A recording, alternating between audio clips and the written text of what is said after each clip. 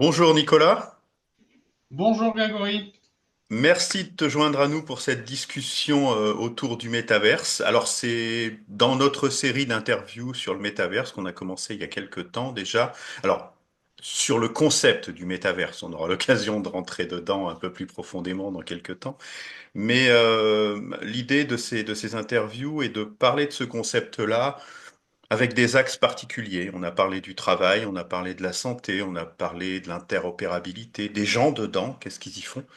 Et aujourd'hui, avec toi, j'aimerais bien aborder le sujet de l'IA et le sujet de 2025. Le monde actuellement, les blocs géopolitiques et qu'est-ce que ça peut Mhm. avoir comme conséquence sur Mhm. ce métaverse qu'on pensait depuis quelques années universel et ouvert.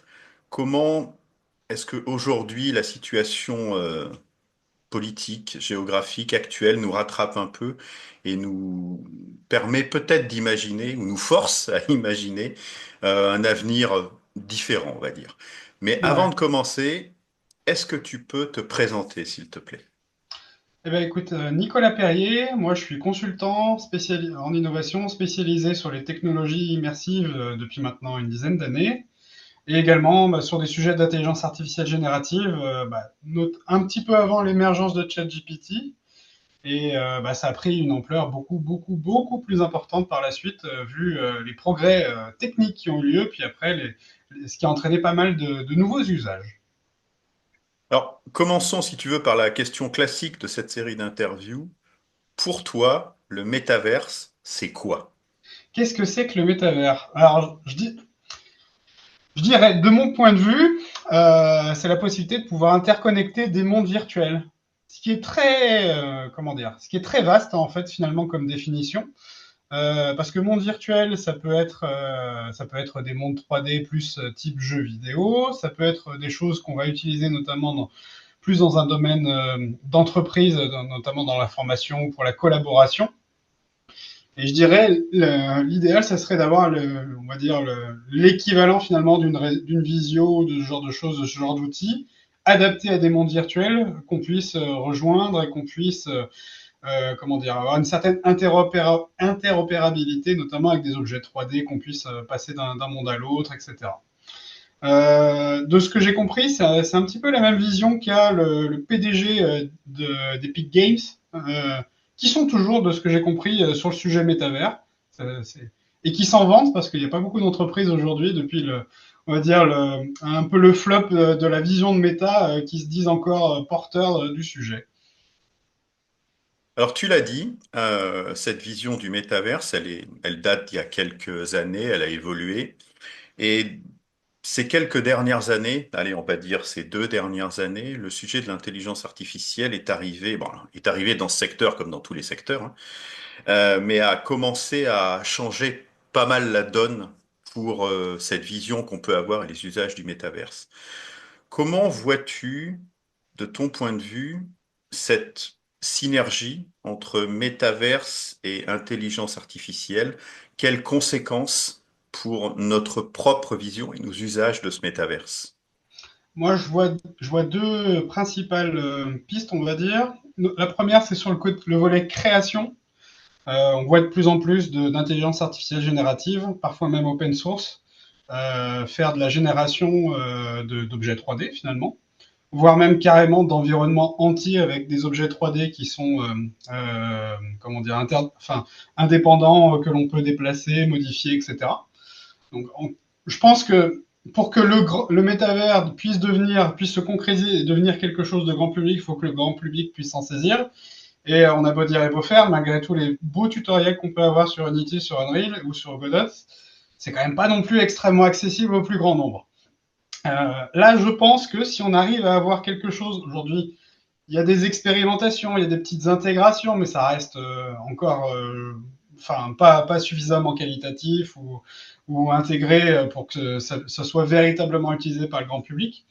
Mais si on arrive à avoir quelque chose dans lequel on va dire, bah moi là j'aimerais bien avoir une expérience où je vois ton t-shirt, je me retrouve sur l'USS Sulaco dans l'univers d'Aliens, parce que j'ai envie de vivre une expérience dans ce domaine-là, pour pouvoir, je veux dire n'importe quoi, regarder justement pour les je ne sais combien d'années d'Aliens, le voir avec mes amis à distance, qu'on se retrouve dans le vaisseau pour se mettre dans l'ambiance, etc., dans un monde virtuel. Je pense que ça peut être intéressant. Parce que c'est pas le genre de choses dans lequel tu vas passer autant d'efforts à modéliser un environnement qui soit à peu près fidèle, etc., juste pour pouvoir avoir une soirée avec des amis. Donc je pense qu'il y a ce volet création. Donc j'ai pas mal parlé de la 3D, mais il y a aussi tout le côté voix, tout le côté bruitage, qui est en train de prendre pas mal d'ampleur et qui est aussi en train d'inquiéter pas mal les doubleurs professionnels qui travaillent sur le sujet. Encore une fois, je pense que pour des productions commerciales, ça va être terrible pour ces personnes. Si justement l'industrie suit le sens d'utiliser moins d'humains pour pouvoir sonoriser leur production. Par contre, tout ce qui va être des productions amateurs, des choses sur lesquelles on n'a pas forcément un intérêt d'y passer du temps, comme les exemples dont je t'ai donné, là, je pense que ça va changer pas mal d'usages. Je pense qu'on a justement encore du mal à le voir, à imaginer ce que ça peut donner. Je parlais de la génération audio, il y a aussi le domaine musical qui est en train de cartonner. Il y a eu des progrès phénoménaux. Moi, je le suis pas mal en amateur. Je m'étais amusé à faire quelques petites productions, etc. Et aujourd'hui, on a en l'espace de seulement un an, des choses quasiment, enfin, de mon point de vue, d'un niveau de ce qui passe à la radio, avec une facilité de création, une possibilité d'ajuster, etc. Ça met véritablement la création musicale dans les mains de tout à chacun. Bien malin, sera celui qui saura dire comment ça va évoluer, parce que je pense que ça va avoir des retentissements énormes dans le monde de la musique, et je ne sais pas encore comment ça va se passer. Et au-delà de tout l'aspect créatif, je pense qu'il va y avoir également l'aspect comment dire, expérientiel, finalement, d'usage, et tout ce qui va être le fait d'avoir des personnages non joueurs ou des avatars qui vont pouvoir avoir joué un rôle, se tenir à ce rôle, que ce soit pour du loisir ou que ce soit pour des usages justement de formation, etc., dans lequel on va pouvoir faire de la mise en situation. Enfin, je pense qu'on imagine assez aisément tout ce qui va être, là, par exemple, la préparation d'entretien d'embauche, en lui donnant, au lieu d'avoir quelque chose de très générique, on peut lui donner beaucoup d'éléments pour faire en sorte qu'il soit le plus proche possible d'un véritable entretien d'embauche avec une véritable entreprise dans laquelle il va pouvoir nous challenger, nous poser des questions, etc. Ça, je pense que c'est des choses qui vont arriver.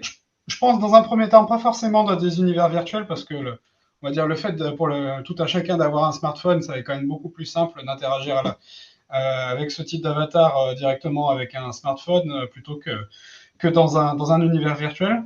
Mais je suis assez persuadé que c'est des choses, une fois qu'on arrivera justement à une démocratisation plus importante de ces univers virtuels, on arrivera de plus en plus, on tendra de plus en plus vers ce genre d'usage.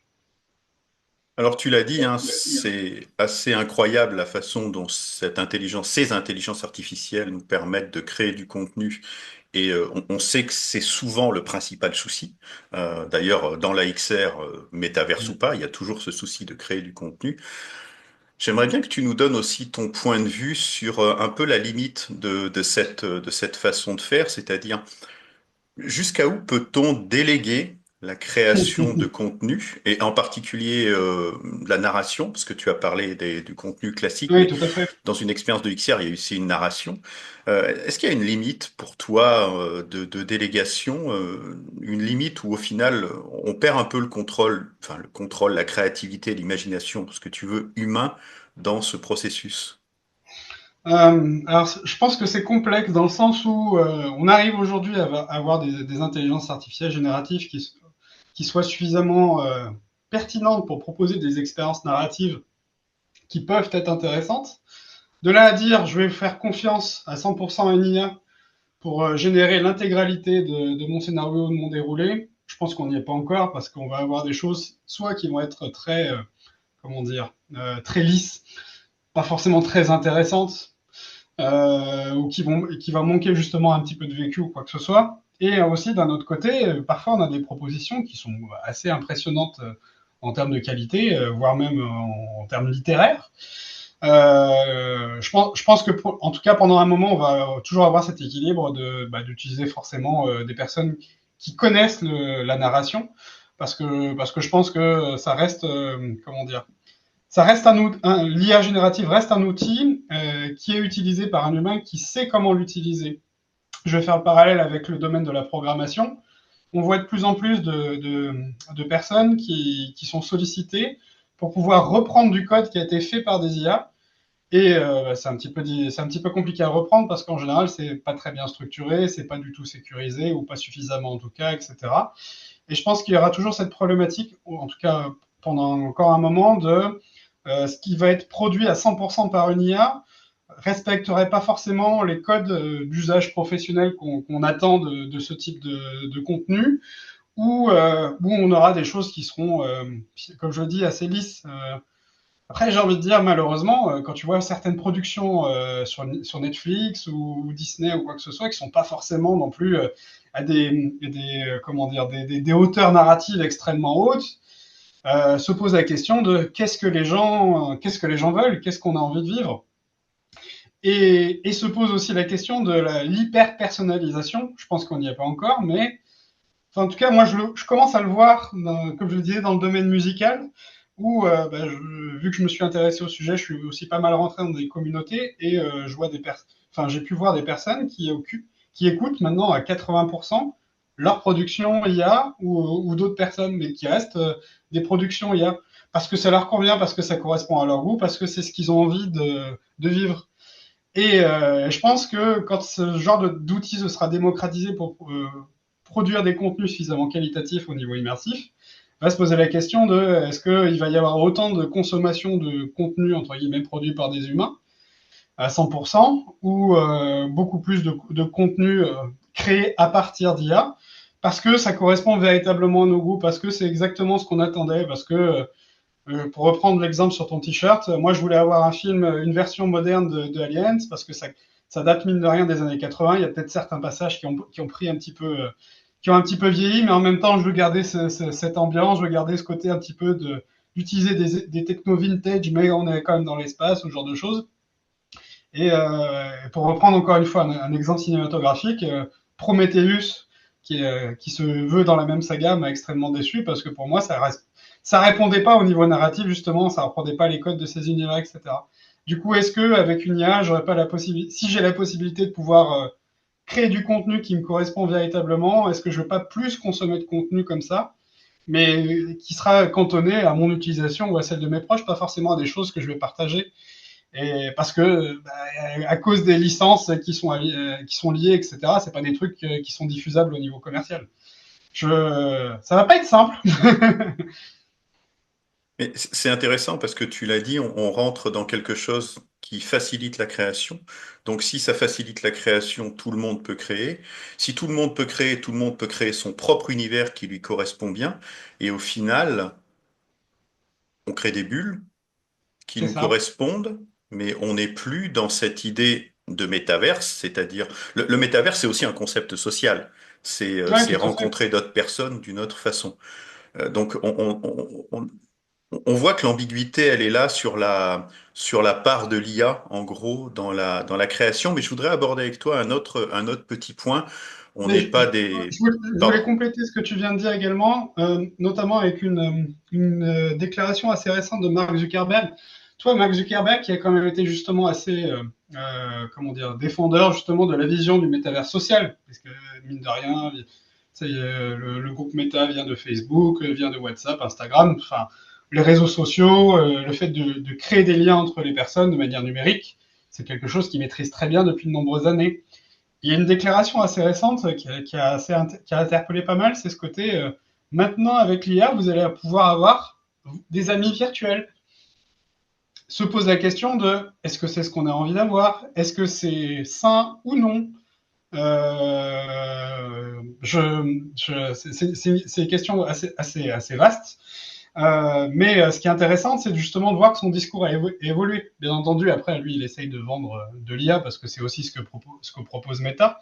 Mais ce que tu disais sur les bulles, est-ce qu'on risque pas effectivement de s'enfermer dans des bulles avec des IA et de rester dans un entre-soi, mais très très individuel, qui risque de problématiser notamment des sujets de communication, etc., ou des visions du monde. Et on sait en plus, on sait très bien à quel point ça peut être assez facile, notamment là aujourd'hui dans les réseaux sociaux, mais peut-être par la suite par des contenus immersifs, d'ajuster la vision du monde de certaines personnes, de les influencer dans une certaine direction. Alors tu me donnes un bâton superbe pour continuer dans la suite, parce que comme tu l'as dit, les IA ne sont pas neutres. Elles sont créées, elles sont entraînées, elles sont fine-tunées, elles Mm. sont bridées, enfin, elles sont alignées, tout ce que vous voulez. Mais en tout cas, elles ne peuvent pas être neutres. Elles sont faites par des hommes et des femmes, hein, donc il n'y a pas de problème. Donc l'adaptation et la personnalisation a aussi une touche de ce. Alors, je vais l'appeler biais, sans que ce soit Mm. négatif. Hein, c'est juste que une IA est pas universelle, hein, donc Objectivement, elle est elle a un biaisée, biais, oui. quel qu'il soit. Comment prendre en compte cette chose-là, et en particulier dans la partie XR et métaverse, où on sait, et là pour le coup on a des études qui montrent que les expériences immersives ont un impact assez fort sur les gens qui les vivent, plus Oui, tout à fait. fort que la plupart des autres médias, tout simplement parce qu'on est dans un environnement qui est très naturel, en 3D, où on interagit. Est-ce que tu vois est-ce que tu vois des risques, des opportunités? Est-ce que tu imagines, toi, des manières d'aller sur des designs responsables pour cet usage-là, ces métaverses-là? Alors, le nombre de questions est vaste. Alors, je vais essayer de commencer par qu'est-ce que je vois comme opportunité. Moi, ce que je vois comme opportunité, je vais me rappeler d'une expérience que j'ai vécue il y a, je dirais au moins 5, non, même plus. Attends. Moi, je dirais 7 ou 8 ans. C'était un des premiers contenus créés par une entreprise qui s'appelle Reverto, qui est basée à Lyon, qui est spécialisée dans la création de contenu pour faire de la sensibilisation, soit sur des sujets sur la prévention de risques psychosociaux, soit sur des sujets de harcèlement moral, de harcèlement sexuel ou de la sensibilisation sur des sujets liés au handicap. Moi, j'avais vécu une expérience en VR, en vidéo 360. On n'était même pas dans quelque chose d'interactif ou quoi que ce soit. On était dans la peau d'une femme qui commençait un nouveau job et qui se retrouvait avec un manager qui au départ était lourd, et puis au fur et à mesure qui devenait de plus en plus insistant, et puis un niveau de toxicité au niveau du harcèlement sexuel extrême. Moi, en tant qu'homme, c'est pas quelque chose que j'ai vécu. Par contre, à chaque fois que je parle de sujet, que je me le remémore, là, c'est en train de me le faire, c'est quelque chose qui me fait me dresser les poils parce que c'était, comment dire, le fait de le vivre, comme tu le disais, c'est un média, l'immersif, c'est un média qui est tellement fort. Je pense que si j'avais regardé une vidéo il y a 6 ou 7 ans, une vidéo de sensibilisation sur le sujet, ça me ferait pas du tout cet effet, je m'en souviendrais pas de la même manière.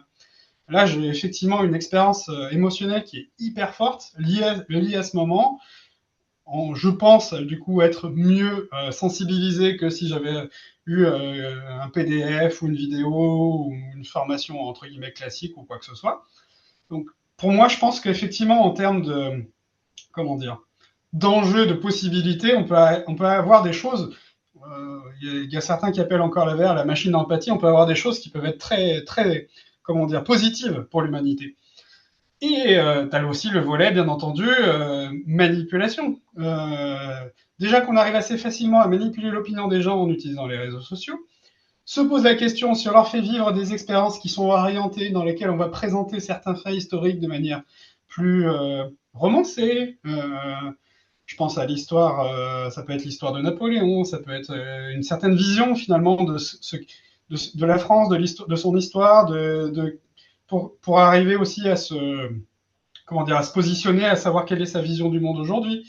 Il y a des enjeux qui sont très forts. Il y a notamment des choses qui ont été, comment dire, il y a un impact politique qui a été démontré, notamment assez récemment. C'est Pierre-Édouard Sterrin, qui est un milliardaire français, qui s'est exilé en Belgique pour ne pas payer d'impôts, et qui, ça a été révélé il y a de ça quelques mois, a mis en place tout un plan pour pouvoir faire en sorte que ses idéologies très portées à droite arrivent au pouvoir en France d'une manière assez insidieuse, c'est-à-dire ça va être des financements sur des associations, de la création de contenu, et notamment de la création de contenu immersif.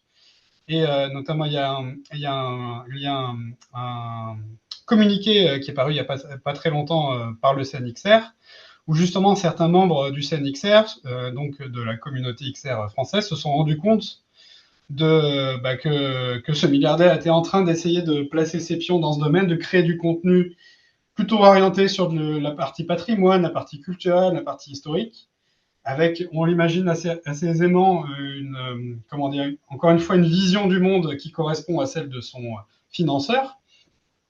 Donc avec la possibilité de pouvoir influencer du grand public de manière très forte, très impactante sur certains sujets. Donc il y a ce côté dérive qui potentiel qui peut être extrêmement fort, encore plus si on a de la facilité de création de contenu par la suite ou quoi que ce soit. Je dirais une des solutions, parce que je ne pense pas qu'il y ait de solution miracle, ça serait un très bon enseignement à l'esprit critique. Mais je pense qu'il y a du boulot. Mais Je pense que c'est des choses qui ne vont pas être simples. c'est intéressant parce que sur cet aspect empathique et sur de façon générale, cette façon d'utiliser un média pour faire partager sa propre vision du monde, ça a été utilisé à beaucoup de reprises. Je dirais peut-être pas beaucoup parce que ça nous a pas inondé, mais on a vu plein d'institutions, de groupes, de choses comme ça tenter un peu les reportages Mm. immersifs. Oui, tout à fait. Je me souviens d'être dans la chambre d'une ville en guerre, dans la chambre d'enfants d'une ville en guerre. Je sais plus qui avait fait ça. Je me demande si c'est pas la Croix-Rouge. Donc, il y a eu plein de tentatives. Pas tant que ça, parce qu'on n'a pas été inondé. Alors bon, c'est peut-être une histoire de timing au fait qu'avant, il y avait moins de dispositifs de casque, etc. Ce qui n'empêche qu'on peut voir apparaître des expériences. Mais Mhm. justement, cette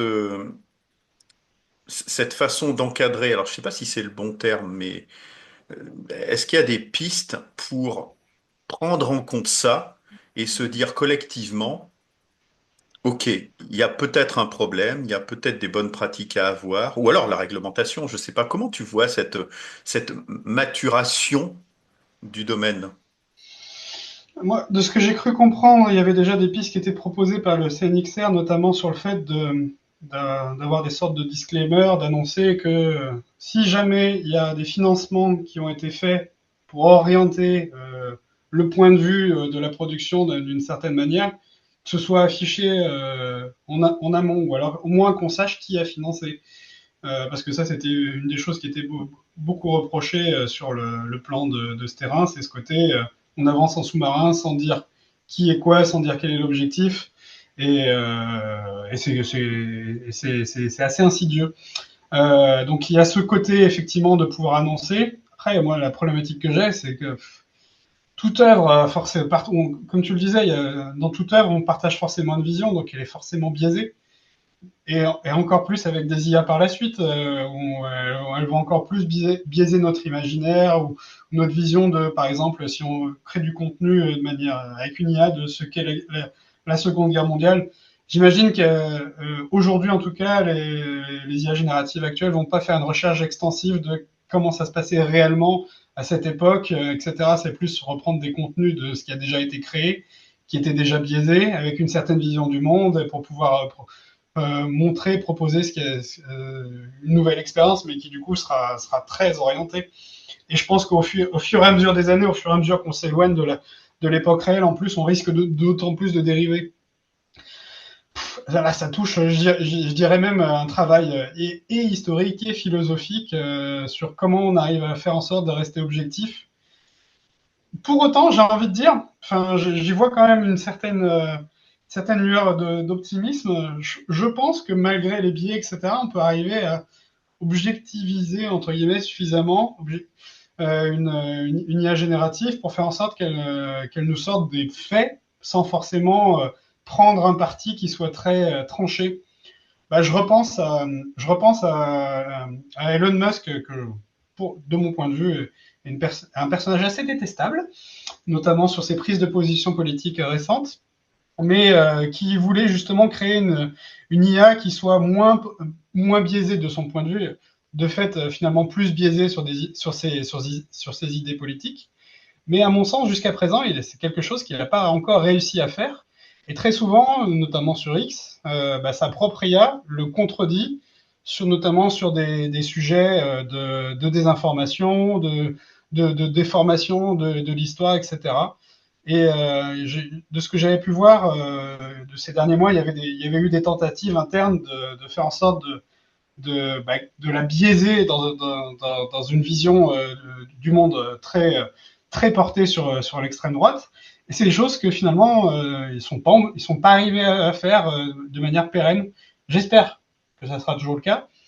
Et à mon sens, c'est ce qui parfois aussi peut permettre d'objectifier certaines choses, de dire, on, très souvent, quand il y a des débats ou d'idées ou quoi que ce soit, il peut y avoir des personnes qui vont sortir des choses fausses, tout simplement, et qui sont pas forcément reprises parce que je crois que c'est la loi de Brandolini, je sais plus si c'est ça, où en gros, ça dit pour sortir une connerie, ça prend 5 secondes, un truc énorme ou quoi que ce soit, ça peut avoir énormément d'impact.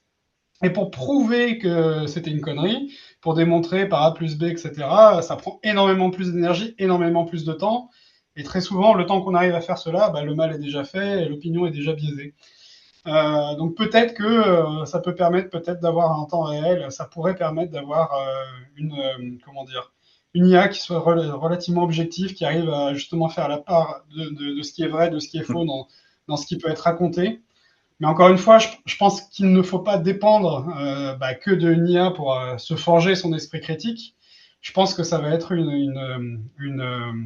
comment dire, une compétence qui va être vitale pour les années à venir, parce que au-delà des aspects immersifs, tout ce qui va être la création de contenu, comme on disait, que ce soit audio ou même maintenant vidéo, on peut avoir, là, si je fais la captation vidéo, je pense qu'on peut avoir ma tête qui raconte n'importe quoi avec ma voix de manière assez crédible et qui peut suffire à tromper pas forcément 100% des personnes, mais un pourcentage suffisamment important pour les orienter d'une manière, les faire aller vers une arnaque ou quoi que ce soit.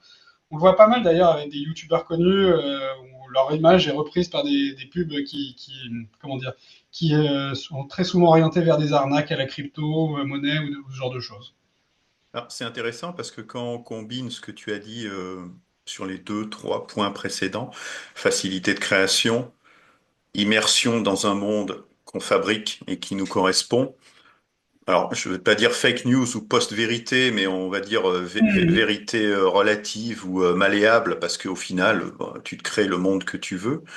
On a un peu l'impression d'aller vers un métaverse où le concept même du vrai et du faux n'a Ouais, aucune importance. En fait, ce qui est tout important, à fait. c'est ce que je veux croire. Et si j'ai envie de croire que Jeanne d'Arc a été enlevée par des extraterrestres pour revenir dans 200 ans sauver le monde, il n'y a aucun problème, je vais me créer mon monde pour ça. C'est c'est très intéressant comme vision parce qu'on a vraiment l'impression que les forces nous poussent à aller là-dedans. Et quand tu parlais de cet esprit critique, est-ce que pour toi, ça veut dire qu'il va falloir, il va falloir son petit Gemini Cricket, tu sais, sur l'épaule, qui te rappelle dans un monde immersif que, un, tu n'es pas dans le Oui. réel, même si tu veux y croire, et que deux, la personne que tu vois en face de toi, c'est peut-être pas la personne que tu vois en face de toi. Est-ce que ça peut être ce Bah, genre d'évolution? Enfin, on est dans la lance et le bouclier, hein. je ne sais pas si ça sera suffisant. Je vais reprendre l'exemple de ce qui a été fait en IA générative, notamment avec des sites comme characters.ai, où le but c'est d'avoir un avatar. Là, ça se passe tout sur smartphone, avoir des échanges soit écrits, soit à la voix, avec un personnage que tu as créé selon justement ton désir.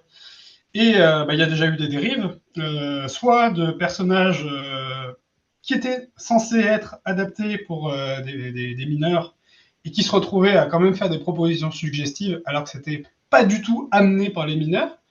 Donc là, déjà, on voit que les données d'entraînement, etc., il y avait quand même de gros soucis et que les garde-fous qui ont été mis en place n'étaient pas du tout suffisants.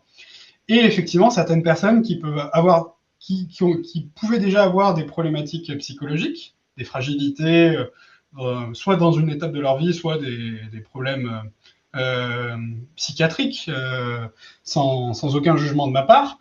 Le fait d'être justement confronté à cette situation virtuelle, mais qui semble suffisamment réelle, où finalement, pour beaucoup de gens, ça dépassait le test de Turing et ils ont l'impression d'avoir quelqu'un de réel, de véritable, je pense qu'en sachant consciemment que ça reste qu'une IA, je pense qu'il y a suffisamment de disclaimers pour le dire, pour l'afficher ou quoi que ce soit. ça n'empêche pas qu'il y a certaines personnes qui finissent finalement par y croire. Ça a même poussé, heureusement peu de personnes, mais certaines personnes au suicide, notamment aux US, et je crois que c'est aussi en Belgique où il y avait eu une problématique qui avait été assez vite pris en compte par le gouvernement, qui demandait justement quels étaient les garde-fous mis en place, comment vous gérez les personnes qui visiblement semblent en détresse psychologique. Et je pense que c'est cet aspect de santé mentale qui a pris une ampleur plus importante finalement depuis le Covid, où on se retrouve finalement à être plus en contact en visioconférence, à distance, même au niveau du travail, qui mine de rien était aussi un lieu de sociabilisation assez important, même s'il est certes imparfait, ça reste un lieu d'importance pour cela. La montée en puissance des réseaux sociaux avec ce que tu disais sur la post-vérité et les potentielles désinformations, le fait de rester justement dans ces bulles ultra fermées, le fait de finalement d'y rester enfermé avec des IA, je parle pour characters.ai, dont le but pour l'entreprise est finalement de rester accro, de rester enfermé à consommer de plus en plus d'IA qui vont faire en sorte que tu deviennes dépendant de leur utilisation au niveau émotionnel ou quoi que ce soit. Ça risque de poser de sacrés dégâts dans la santé mentale de nombreuses personnes. Et comme tu le dis, je pense pas qu'un assistant au-dessus de ton épaule ce soit suffisant. Si tu as des problématiques psychologiques importantes ou des problématiques psychiatriques, le fait qu'il y ait un avatar qui dit attention, ça reste de la fiction. Je pense pas que ça a un impact suffisant. Alors, on a parlé de l'impact social parce que c'est important au sens des gens qui vont l'utiliser. On peut difficilement s'abstenir de parler de l'impact environnemental, qui est aussi un, un élément important du développement du métaverse. Aujourd'hui, je vais être peut-être un peu plus light sur ma question, mais toi, dans ton expérience, est-ce que tu vois une issue constructive, optimiste sur Mhm. ce débat écologie-métaverse? Alors, disons que avant, avant les élections américaines et la prise en poste du nouveau président américain depuis le début d'année 2025, je pense que j'avais une vision plus optimiste, notamment sur le côté de l'utilisation d'énergie renouvelable plus importante, de manière assez historique, avec plein de choses qui sont certes imparfaites, qui sont, je pense, pas suffisantes pour régler les problématiques, les potentielles problématiques et environnementales et climatiques qui ont été relevées par des personnes qui connaissent bien mieux le sujet que moi. J'avoue que j'ai une vision qui est plus sombre depuis l'arrivée au pouvoir de Trump le fait de, comment dire, la tentative de museler justement toute parole qui se base sur des faits scientifiques pour démontrer que si il existe un réchauffement climatique et qu'il faut le prendre en compte et ce qui est mis en place aujourd'hui est insuffisant. Euh, Comme tu le dis, en fait, l'utilisation notamment de ces nouvelles technologies et de l'intelligence artificielle et de futurs dispositifs, soit de lunettes connectées, soit de casques réalité virtuelle qui seront peut-être plus grand public, va se poser la question de comment on arrive à faire en sorte que tout cela soit soutenable par rapport aux ressources qu'on peut avoir.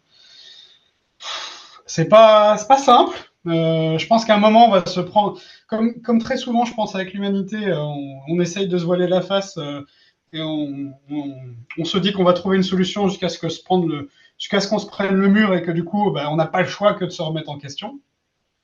J'avais l'impression que justement, ça avait été plutôt bien pris en compte avant le deuxième mandat de Trump. Là, j'ai l'impression que maintenant, c'est pas grave. De toute façon, ce qui compte finalement, c'est de faire du business, peu importe les conséquences environnementales. Bien entendu, je pense qu'à terme, adopter cette seule vision, ça va être plus que délétère pour l'ensemble de l'humanité. Euh, Moi, j'ai pas de solution, bien entendu, à mon petit niveau ou quoi que ce soit. Je pense que ces technologies, elles sont pas forcément purement négatives au niveau environnemental, dans le sens où tu peux avoir certaines choses qui peuvent être faites par des IA, pas forcément des IA hyper connectés dans des data centers entraînés sur des milliards de modèles ou quoi que ce soit, mais même des modèles plus légers, plus simples, qui peuvent même tourner de manière locale sur ton ordinateur. Voire même, j'ai vu certaines recherches qui avaient été faites pour faire tourner des modèles qui étaient déjà pas dégueulasses, mais en tournant sur des processeurs qui datent d'il y a plus de 15 ans. Donc plutôt assez impressionnant de ce côté-là. Je pense que effectivement, si on arrive à tendre vers une certaine sobriété énergétique de certains modèles d'IA, et je pense aussi qu'il y a notamment la Chine qui l'a démontré avec le DeepSeek qui avait fait pas mal de bruit quand il avait été dévoilé en surpassant OpenAI sur certains sujets, alors qu'il avait une utilisation des données énergétiques bien moindre, et ce qui avait fait plonger à ce moment-là en bourse le cours d'OpenAI et de Nvidia. Je pense qu'effectivement, si on tend vers des modèles qui sont plus légers, beaucoup moins consommateurs, beaucoup plus respectueux finalement des ressources et moins dépendants de data centers qui consomment des tonnes d'eau et d'énergie, ça peut être intéressant. Après, faut pas non plus qu'on aille trop dans comment dire, une course au progrès entre guillemets, mais qui soit pas finalement suffisamment, qui apporte pas suffisamment de bénéfices pour les personnes, pour les utilisateurs, au détriment de l'environnement. Euh, je, je reste quand même un petit peu optimiste, qu'on arrive à se raisonner, qu'on arrive à se rendre compte que, de toute façon, on va pas non plus pouvoir faire cramer la planète et continuer d'y vivre comme si de rien n'était, et qu'à un moment, ces technologies peuvent nous aider si on les oriente bien, si on se base pas que sur certains biais, à améliorer ces problématiques. Voilà. Alors, ça tombe bien que tu parles de course, de progrès. Je voudrais qu'on aborde la dernière partie sur l'état un peu actuel du monde. Alors, ça fait très pompeux de dire ça, mais encore une fois, être plutôt dans l'optique de ce concept de métaverse qu'on a présenté depuis le début comme une sorte de nouveau continent assez ouvert. Ça me rappelle beaucoup un peu les promesses de l'Internet des débuts, un continent vierge, ouvert, ou enfin pas la ruée vers l'or, mais un peu ça. Là, c'est un peu ça, ouais, ouais, ouais. Pas de frontières au sens où on les entend, puisqu'on doit défricher ce continent et imaginer tout ce qu'on peut en faire pour le bien de tous. Il se trouve que cet espace sans frontières, il se heurte aujourd'hui à quelque chose qui est de l'ordre de la constitution de grands blocs, on va dire de grands blocs idéologiques, économiques, des choses comme ça, Mhm. où on entend parler de souveraineté numérique, de contrôle de données, de souveraineté sur les infrastructures. Je parle même pas de la vision différente du monde, mais qui forcément est un biais dans Mhm. cette construction-là. Aujourd'hui, quand on parle de métaverse, est-ce que pour toi, ça peut devenir un terrain de rivalité? C'est déjà un terrain de rivalité. Est-ce que tu en vois des signes aujourd'hui? À mon sens, c'est déjà un terrain de rivalité, et à mon sens, c'est l'évolution du terrain de rivalité qu'est Internet aujourd'hui par rapport à ces blocs idéologiques. On voit bien que déjà que la Chine représente un Internet ou une vision du métaverse fermé, avec leurs règles. Si vous voulez jouer sur notre terrain, il faut forcément jouer avec nos règles. Voilà, on se pose pas la question. J'avais vu il y a pas longtemps une information comme quoi justement Unity, pour pouvoir pénétrer le marché chinois, avait dû faire une joint venture avec une entreprise locale. Moi, ça, c'est quelque chose qui est assez courant dans le domaine.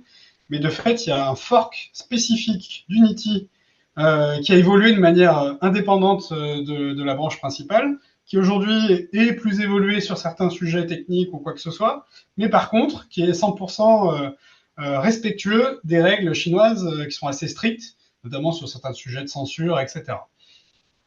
À mon sens, on est en train d'évoluer dans un monde qui va être d'autant plus enfermé dans sa propre bulle, avec effectivement d'un côté le côté chinois, le côté américain, où on sent bien que le but, la volonté, c'est quand même de continuer à travailler avec l'Europe, parce que mine de rien, on représente un paquet d'argent, je pense, pour leurs usages. Et pour l'instant, on a beaucoup de mal à créer des plateformes, que ce soit de réseaux sociaux ou de simili-métavers ou quoi que ce soit, qui arrivent à lutter finalement, enfin, à concurrencer ce type de plateforme. Et en même temps, on voit bien les tensions que ça crée entre l'Europe qui essaye de mon point de vue, je ne suis pas du tout expert du domaine, mais de réglementer plutôt dans l'intérêt des utilisateurs finaux, notamment au niveau du respect de la vie privée, au niveau du respect des données pour ne pas les réutiliser de manière sauvage pour pouvoir entraîner des IA ou ce genre de choses.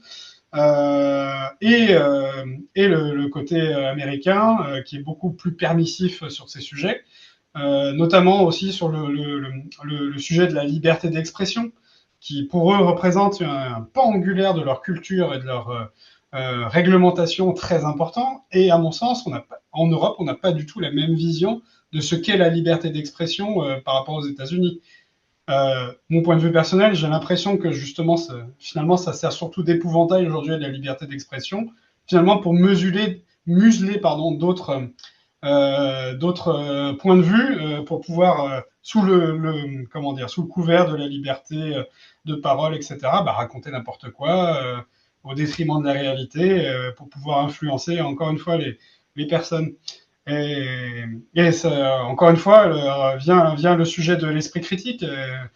Si on arrive à enseigner l'esprit critique et faire en sorte que on puisse avoir des citoyens qui soient capables de remettre en question ce qu'on leur présente, est-ce que c'est réel, qui me raconte ça, est-ce qu'il n'a pas certains intérêts spécifiques à me raconter ça pour m'influencer, etc. Et je pense qu'on le voit bien notamment avec la mainmise, enfin la tentative de mainmise du gouvernement américain actuel sur les universités, où le but c'est tout ce qui n'est pas justement dans le cadre de notre vision des choses et on coupe les crédits pour faire en sorte que bah, vous rentriez dans le rang. Donc je pense qu'il va y avoir effectivement ces trois blocs. Je sais pas du tout comment, bien entendu, au niveau américain ça va évoluer parce que c'est pas la vision américaine, comment dire, 100% des Américains, bien entendu, c'est la vision du gouvernement actuel qui rencontre quand même certaines difficultés, mais j'ai l'impression aussi qu'il arrive à créer, à créer une situation assez inédite dans l'histoire américaine et à déséquilibrer pas mal les pôles mondiaux. Et j'ai beaucoup parlé de la Chine, de l'Europe des États-Unis, et puis bien entendu il y a la Russie qui elle aussi a bien entendu la mainmise sur ces informations, sur la manière de présenter les informations de manière très orientée, très déformée depuis de nombreuses années. Je pense que si on arrive à quelque chose qui ressemble à un métavers, c'est des choses qui, bien entendu, vont perdurer, qui vont pas s'arrêter. Donc en fait, on va vers des métaverses, même si c'est un peu étrange de parler comme ça, comme des internets, puisque Je pense. voilà, la façon de construire ces choses-là sera différente en fonction des pays, des intérêts, etc. Est-ce que, comment dire, on a parlé des grandes conséquences un peu sur cette évolution du métaverse. Je voudrais juste que tu nous parles de ta vision européenne aussi. On est tous européens, mais c'est intéressant. Est-ce que tu penses qu'aujourd'hui, euh, l'Europe en tant que telle a quelque chose à construire pour aller vers un métaverse, vers ce métaverse qui lui correspond? Et surtout, est-ce qu'elle en a les moyens? On a parlé de régulation. Bon, réguler, c'est bien, mais quand tu es tout seul à jouer dans ton bac à sable, il n'y a pas grand-chose à réguler. Si tu n'es pas capable de créer, de fabriquer pour tester, pour au moins amener les gens à considérer ce que tu fais, la régulation correspond plutôt à un peu l'équivalent des barrières douanières de Trump, hein. C'est-à-dire qu'en gros, tu joues pas Tout à avec fait. mes règles, c'est juste que j'ai pas envie que tu viennes jouer chez moi, quoi. Comment tu vois cette évolution? Comment tu le sens? Alors, la manière dont je le sens, c'est un vaste sujet parce que je pense que les causes, elles sont multiples et que, puis que je les maîtrise pas toutes. Je pense on a déjà une problématique. C'est par exemple pour une entreprise européenne, elle n'a pas le marché européen, elle a un marché européen qui est hyper fragmenté. culturellement, on est très différents de nos voisins espagnols, de nos voisins belges, de nos voisins allemands, etc. Pourtant, on est géographiquement extrêmement proches. Et je pense que les entreprises les américaines et chinoises ont cet avantage d'avoir un marché intérieur qui est énorme, qui leur permet de pouvoir démarrer de manière assez importante, de manière d'atteindre, on va dire, un niveau en termes d'économie d'échelle, etc., plus rapidement, plus facilement qu'avec une solution qui peut être européenne. Donc je pense qu'on a déjà ce premier biais. Moi, je le vois bien. J'ai aussi un passé dans le domaine des startups. Et souvent, sortir de France, c'est une étape, quoi. C'est pas quelque chose de simple. Ça nécessite tellement une présence très souvent sur place pour pouvoir, ne serait-ce que contrer la barrière de la langue, mais vraiment, il y a des différences culturelles qui sont tellement importantes que ça reste complexe. Donc je pense qu'il y a déjà ce premier écueil. Il peut y avoir l'écueil de la réglementation, parce que je ne veux pas non plus avoir donné l'impression que la réglementation européenne est parfaite et elle favorise, dans le meilleur des mondes, les solutions européennes. C'est bien entendu pas le cas. Elle est certes imparfaite. Je pense qu'il y a certaines choses qui sont positives parce que dans l'intérêt du plus grand nombre. Je pense que dans certaines choses, c'est plus, on va dire, une vision un petit peu bureaucratique, etc., qui pourrait être allégée. Bien entendu, moi, j'ai pas la solution parce que je j'ai pas étudié le domaine ou le sujet, mais je pense que certaines, effectivement, facilités, leviers pourraient être levés.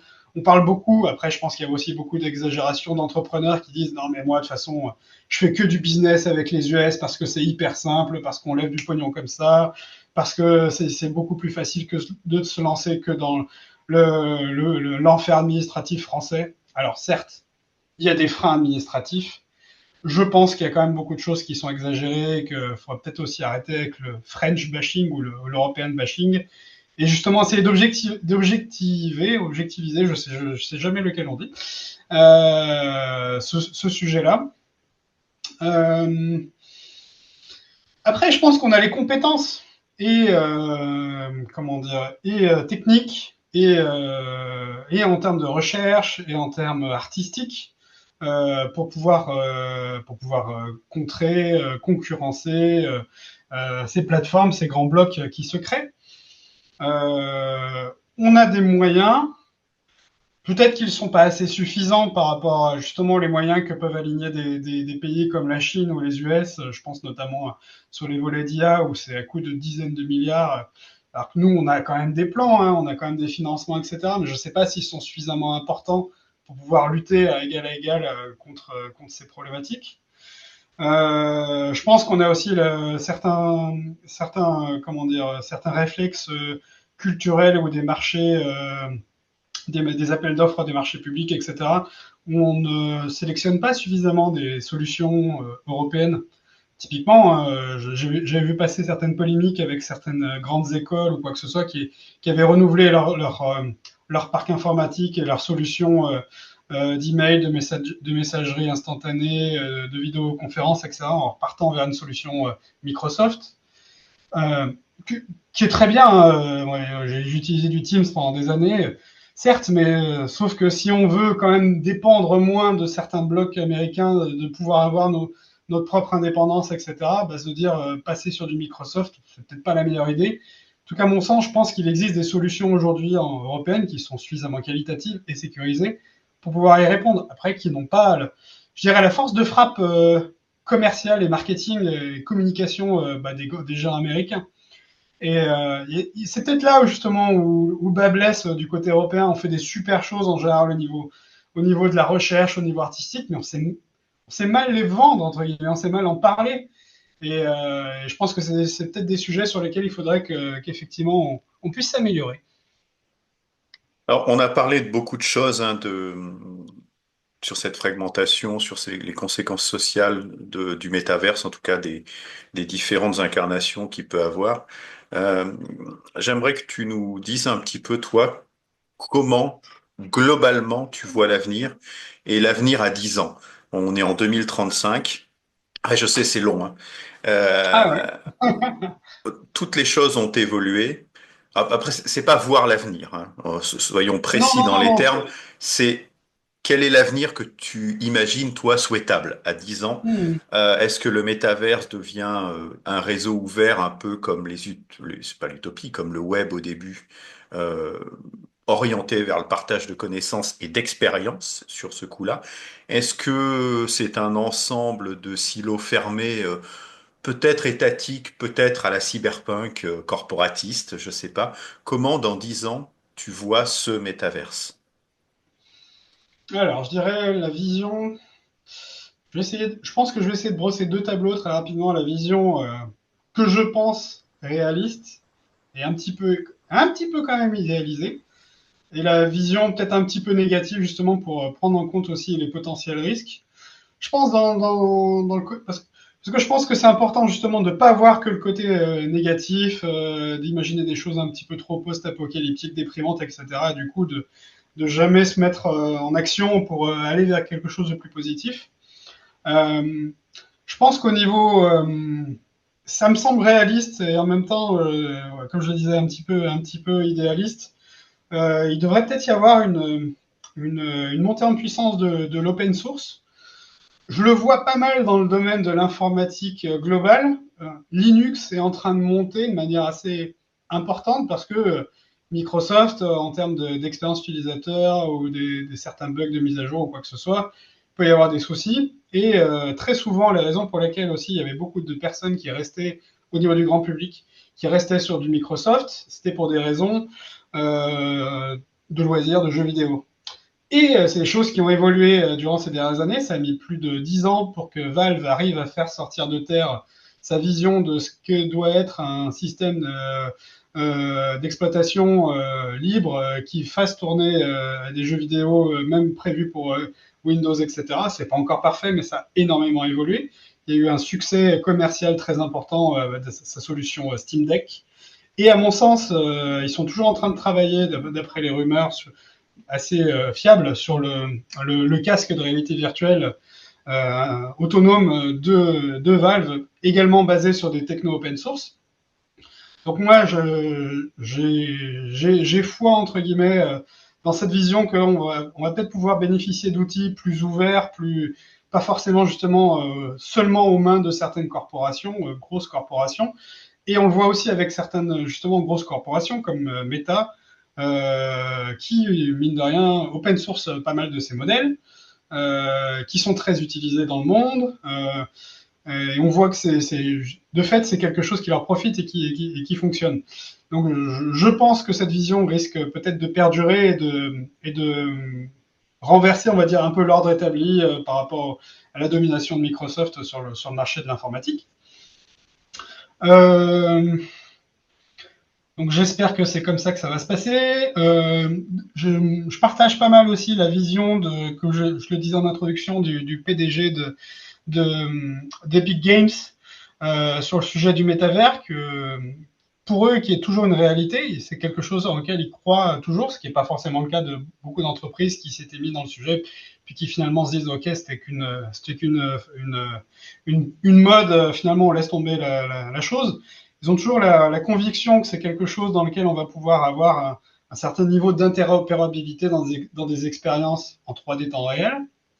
On le voit bien, c'est des choses qui fonctionnent aujourd'hui très bien avec Fortnite, qui reste quand même un de leurs principales, une de leurs principales sources de financement aujourd'hui, avec des contenus qui sont créés par justement des utilisateurs de manière assez simplifiée. Leur, leur, leur objectif, c'est, comme je le disais tout à l'heure sur l'utilisation des IA génératives, c'est de tendre vers cette facilité de création de manière de plus en plus importante pour faire en sorte que il y ait de plus en plus d'utilisateurs qui puissent s'enseigner à créer eux-mêmes du contenu et faire en sorte qu'ils restent interopérables dans un certain univers. Après, je sais, au niveau technique, je ne sais pas s'ils ont mis suffisamment de spécificité justement en libre ou open source pour faire en sorte que ce soit quelque chose dans lequel tout le monde va pouvoir s'intégrer, ou si ça reste une plateforme qui reste quand même assez suffisamment propriétaire pour que c'est eux qui gardent les clés de ce qui s'y passe. Donc il y a cela. En termes de matériel, alors je suis un petit peu ambivalent sur le sujet dans le sens où il y a des évolutions, etc., qui sont proposées. Au niveau matériel, je pense elles ont été énormes hein, durant ces 10 dernières années. Mine de rien, on est en 2025, en 2015. Je crois que le casque de réalité virtuelle grand public qui était vendu à ce moment-là, ça devait être le Gear VR de mémoire, tout ce qui est les development kits d'Oculus qui était beaucoup plus complexe à utiliser, beaucoup plus coûteux, parce qu'il fallait, en tout cas dans le cadre de l'Oculus, il fallait un ordinateur beaucoup plus puissant pour le faire tourner que ce qu'avait le commun des mortels. Aujourd'hui, on a des choses qui sont accessibles à moins de 500 euros, qui sont utilisables sans avoir une installation avec des bornes de partout, etc. Je pense qu'on revient de loin, qu'on est sur des choses qui sont vraiment intéressantes. Pour autant, moi, je vois une problématique du côté de Meta qui a quand même énormément démocratisé le domaine, fait en sorte qu'il soit beaucoup plus accessible à tous, et en même temps, qui est en train de faire en sorte que sa plateforme Quest soit de plus en plus orientée vers la création de contenu pour leur plateforme de métavers, Horizon, qui se veut fermer purement c'est mettre à les clés. Vous pouvez créer du contenu, etc. Mais en termes de monétisation, etc., le but, c'est que ça devienne leur machine à cash. Ce qui se comprend tout à fait. Ce qui pose plus problème, à mon sens, aux créateurs de contenu actuels, que ce soit de jeux vidéo d'expérience narrative sur Quest, c'est ce côté... le contenu d'Horizon est très mis en avant au détriment de ce qui est déjà créé. Déjà que la plupart des créateurs de contenu ont du mal à rester euh, bénéficiaires dans leur activité. Le fait qu'en plus, ce qui représente la principale plateforme grand public de techno immersive aujourd'hui, leur enlève de la visibilité à son propre profit, c'est en train de créer un certain mécontentement qui risque de, peut-être, s'il y a une alternative intéressante, de les faire changer de plateforme. Y a toujours comment dire, l'arrivée, on va dire, le fait de revenir sur le marché de Google, parce qu'ils avaient déjà essayé avec plus ou moins, avec un certain échec commercial de rentrer sur le marché immersif. Là, normalement, ils devraient revenir avant la fin de l'année avec le partenariat avec Samsung sur le sujet. Le matériel a l'air très bien. L'expérience software a l'air assez intéressante. Android XR, de ce que j'en ai vu, j'ai pas testé moi-même, mais de ce que j'ai vu, de ce qui a été dévoilé, etc., ça a l'air très bien et plus ouvert justement que ce qu'on peut avoir sur du Quest ou sur du côté Vision Pro avec Apple. Après, est-ce que les studios ont suffisamment les moyens pour pouvoir porter des contenus, pour faire en sorte que ce soit des plateformes une plateforme qui soit viable?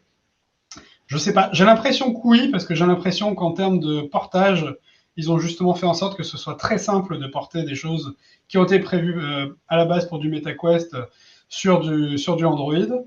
Après, je me méfie un petit peu de ce genre de déclaration, parce que c'est un petit peu ce que nous promettait aussi Apple avec oui, Unity est 100% compatible avec le Vision Pro. Quand on discute avec des développeurs, le support est pas du tout au niveau de ce qui pouvait être attendu et ils se sont arrachés les cheveux un paquet de fois. Il y a aussi la vision d'Apple sur le sujet qui est pas claire dans le sens où ils ont ils ont fait un lancement qui était quand même très ambitieux. Je pense que beaucoup de gens en attendaient beaucoup, y compris moi. Peut-être qu'on imaginait que ça allait pouvoir enfin lancer les techno immersives, comment dire, un large usage et pour le grand public, mais aussi pour des usages professionnels, parce qu'on arrivait à un niveau de qualitatif assez important. Mais il reste que le prix reste rédhibitoire et que les gens ne sont pas prêts aujourd'hui à payer 4000 euros pour un dispositif dans lequel ils ne sont pas sûrs de percevoir suffisamment de valeur.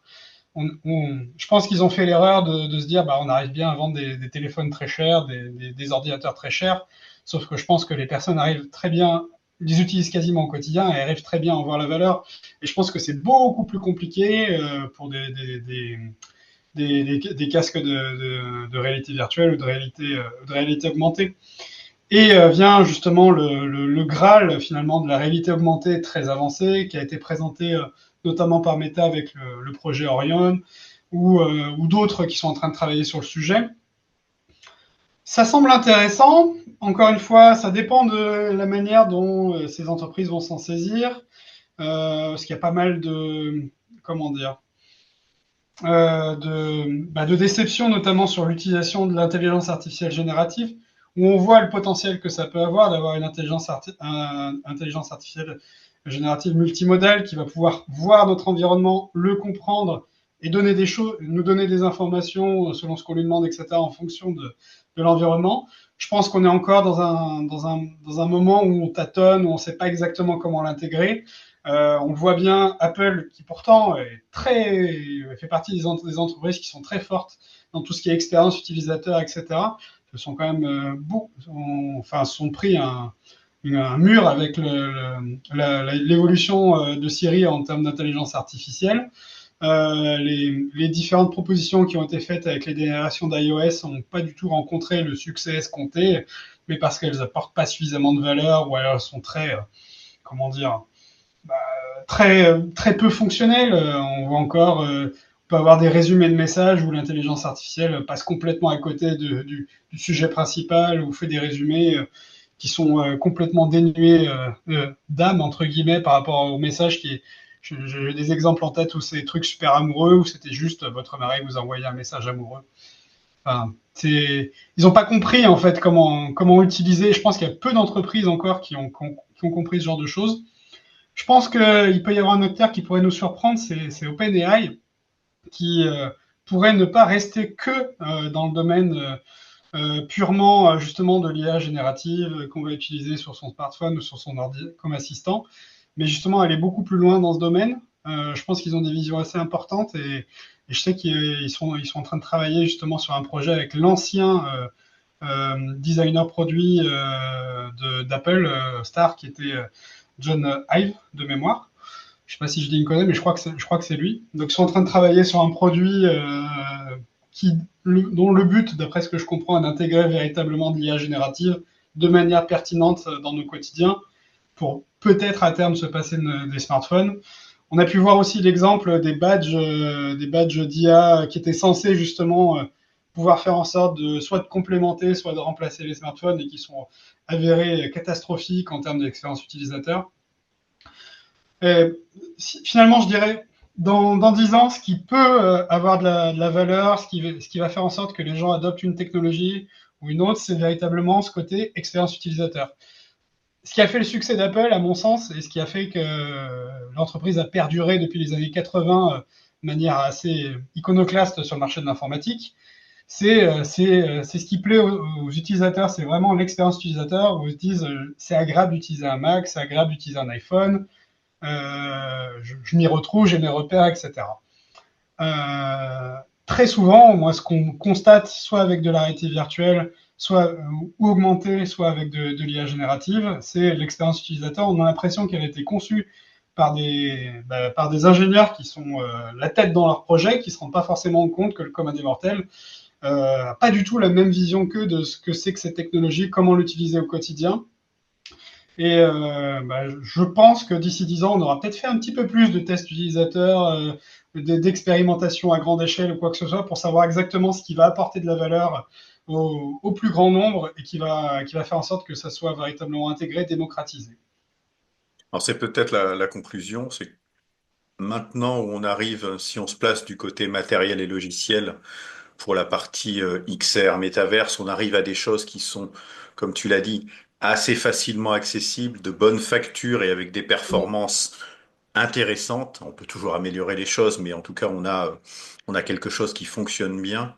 Toute la, Tout le travail des années qui viennent, ça va être pour ceux qui nous proposent des univers, qui soient ouverts ou pas d'ailleurs, de travailler sur la valeur ajoutée de ces univers-là et puis sur l'expérience, la facilité d'entrer dans ces nouveaux univers-là. Donc on verra dans les quelques années les propositions, enfin ça peut arriver très vite, hein. Je dis quelques Ouais, années, mais en tout à ce fait. moment je fais attention. On va voir les propositions qui sont faites. Écoute, merci beaucoup Nicolas pour cette discussion. C'était un plaisir de partager avec toi ta propre vision du métaverse et de son évolution. Et Merci à puis toi. à très bientôt pour un nouvel axe sur ce fameux métaverse qu'on aimerait bien tous voir arriver dans les meilleures conditions. Merci. Merci. Très bonne journée. Au revoir.